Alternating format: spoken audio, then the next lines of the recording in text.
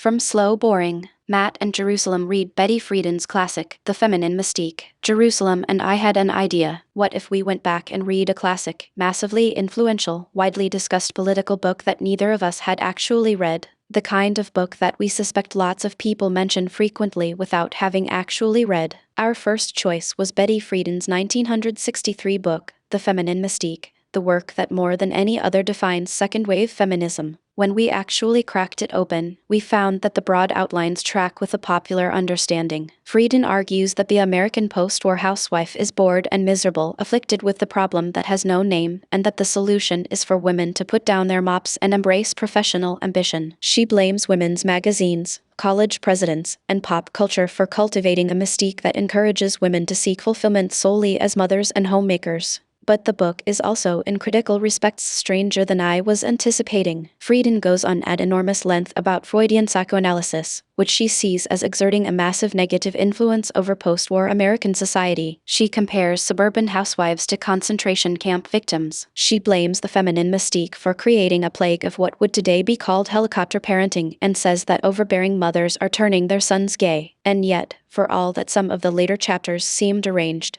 this is a book that on another level very clearly achieved the bulk of what its author wanted.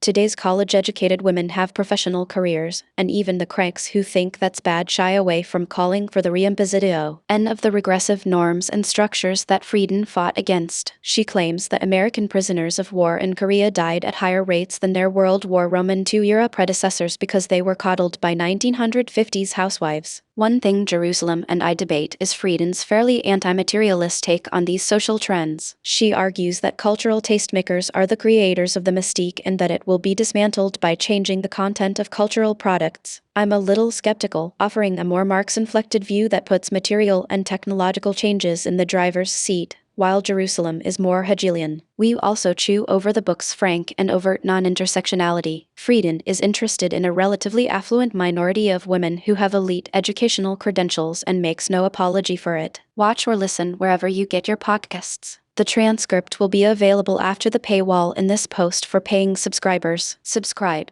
Apple Podcasts, Spotify, YouTube, Overcast, Pocket Casts, Transcript.